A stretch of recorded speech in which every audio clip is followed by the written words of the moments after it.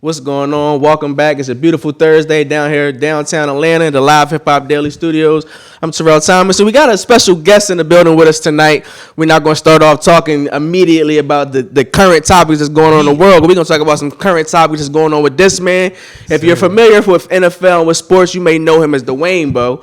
But we're going with a new thing right now, getting it in the music and entertainment realm, going by Money Bowe. How you doing today, sir? What's up, baby? Appreciate you. Man, I appreciate you. Appreciate your time. It's very dope to actually, be talking with you. As I was saying before, I was doing things as far as sports reporting and whatnot. I was definitely a fan of what you were doing on the field at LSU and in Kansas City, and even in your time in Cleveland. You know what I'm saying? I was very in tune with what's going on in your career, so it's dope to see where your career is going outside of football now with music. So we're going to dive into all that. But I got to talk to you first about your sports career. Originally from Miami, South Florida. We know about the athletes that come from that area. And you took your talents to LSU and had a phenomenal career there. And we see they're back on the main stage this year. Coach O, Joe Burrow, got the Tigers and Tiger Nation a national championship.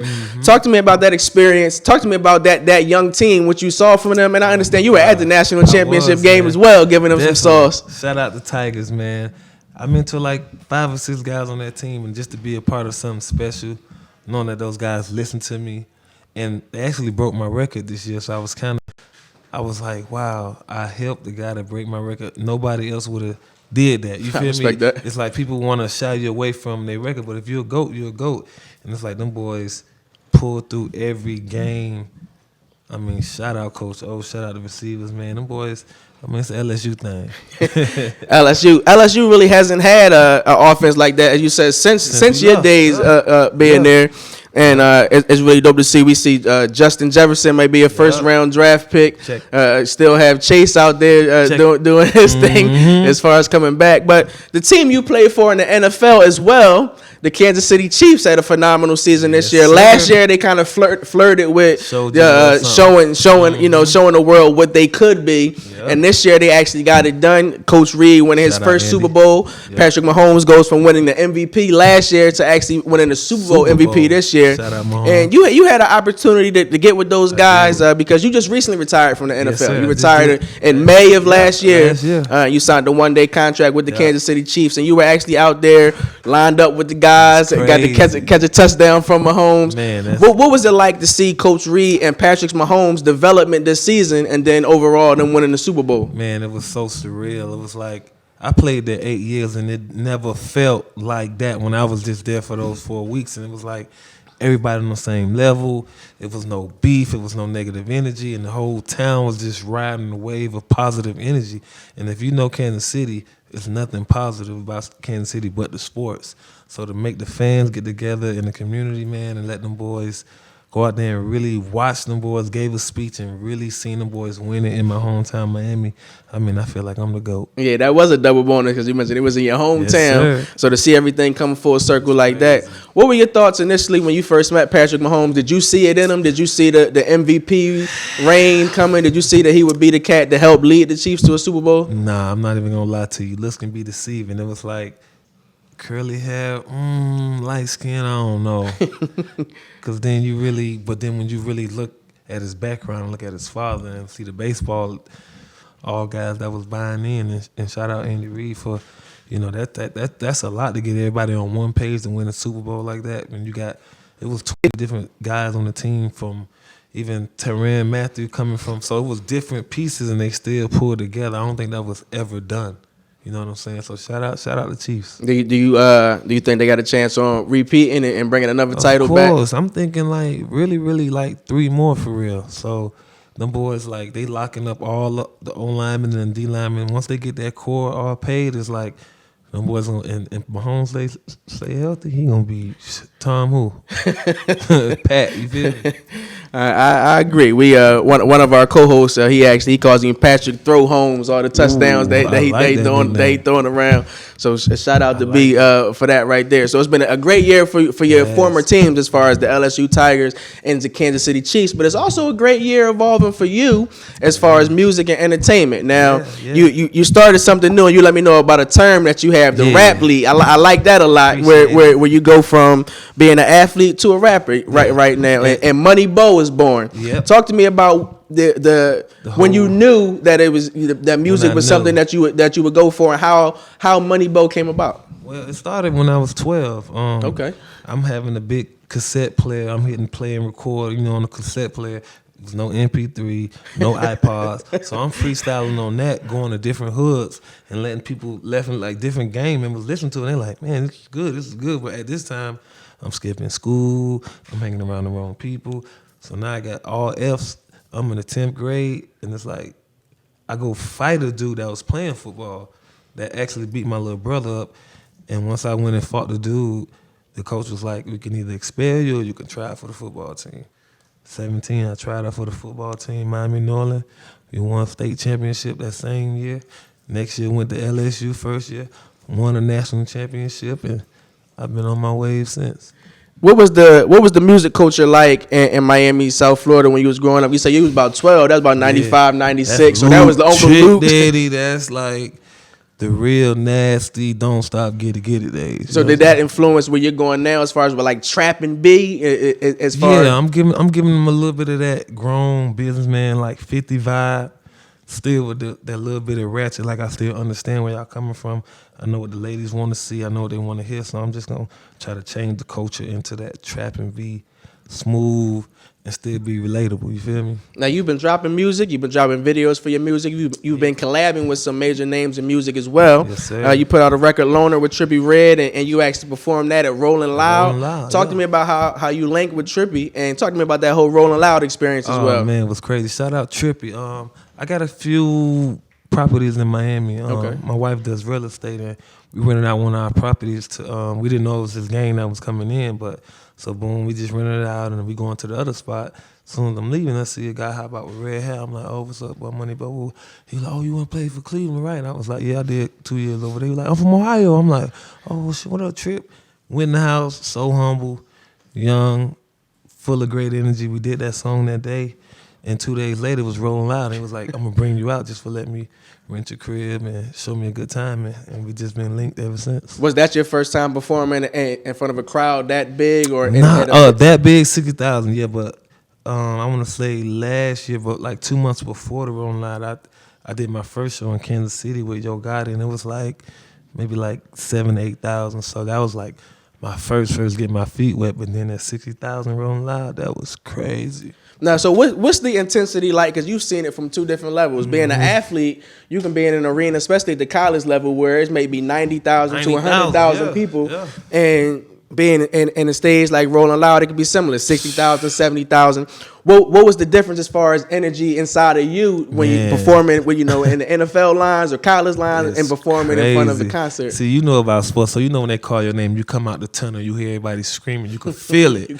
So imagine you performing facts. Up there with a guy who do fire, confetti. So I'm really feeling heat, people screaming. I see people passing out. So I'm like, I'm used to playing in front of 100,000, but they're not just screaming for me. They're screaming for 11 other guys on the team. But now when they just screaming for me, I mean, I love to control the crowd. I've always been an entertainer. Even when I was playing, I always was in tune to the culture. And it went like from 0 to 100. His boy was like, man, you ain't look nervous or nothing. How you remember all the words? Trippie ain't even remember the words. I'm like, this been in me since I was 12. You only 20 years old. So I bleed this. You know what I'm saying? Football was the cover-up because that paid the bills and the money for me to learn the business side of contracts and everything, even to go with the music side. If you don't have a profession before you do the music, you ain't gonna understand the business side.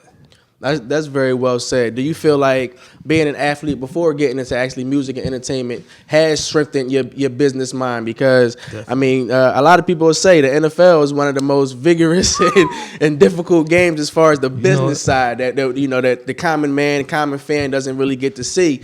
And it's a cutthroat business at the same time. So you learn firsthand. Has that helped your experience as far as maneuvering and making things go in the music business? Of course. I mean, I've dealt with 3 different general managers.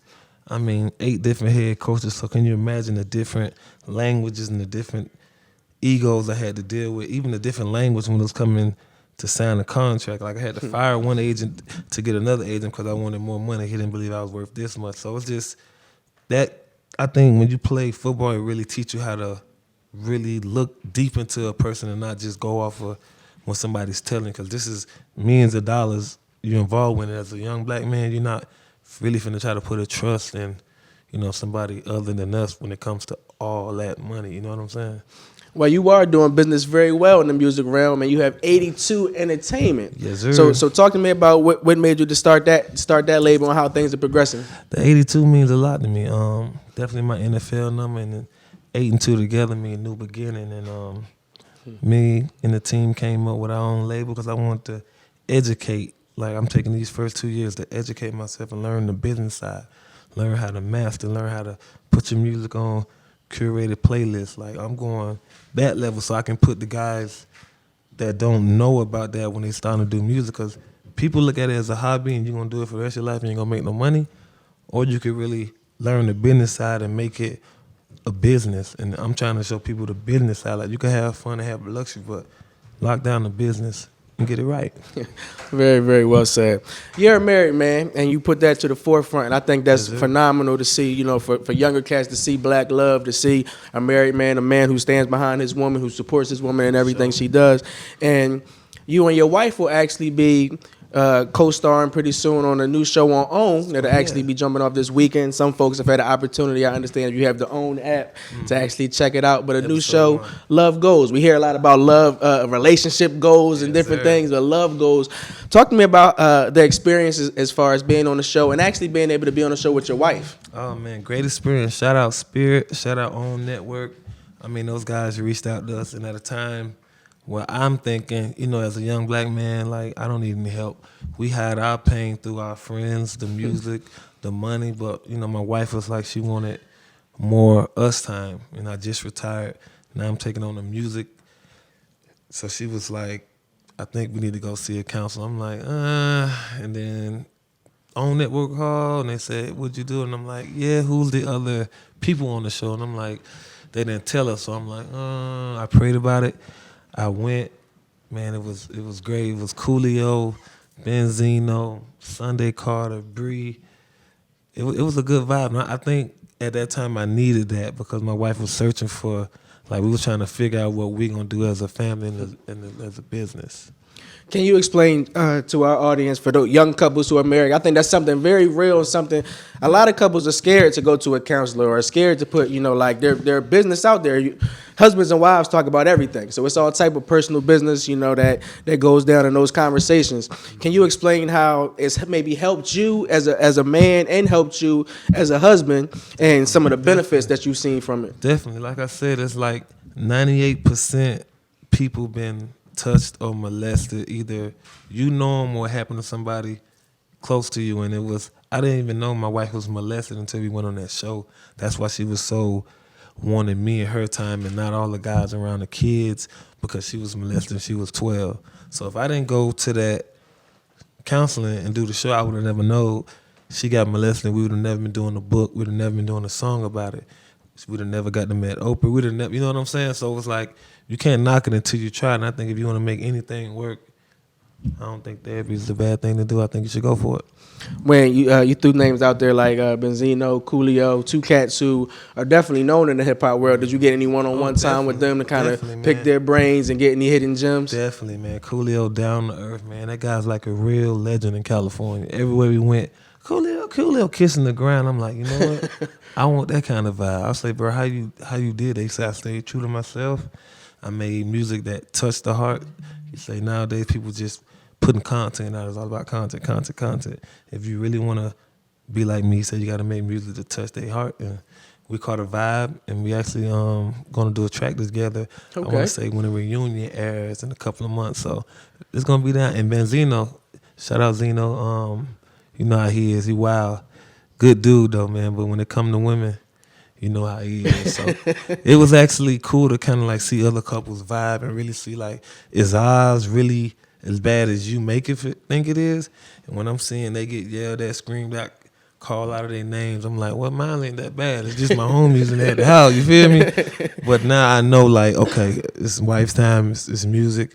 Okay, now we got to do the book. So I learned priorities at the end of the day when it came to that. So what's next for you as far as music? You had a video On the Wave out right Yes, now. sir. We'll see this Sunday. This Saturday. On the 7th, you can actually check out the new show Love Yes, Goes sir. and continue to rock and see what you have going on as far as you and your wife are concerned. You let us know everything that's going on with 82 Entertainment. Yes, sir. So what's next for you as far as your music, and what's next for you as a husband? Man, 82, man. It's I just signed the artist Allie Rose. You Okay. can check out on Instagram. Very nice, talented young lady. I just signed 2 producers. Cash Day One.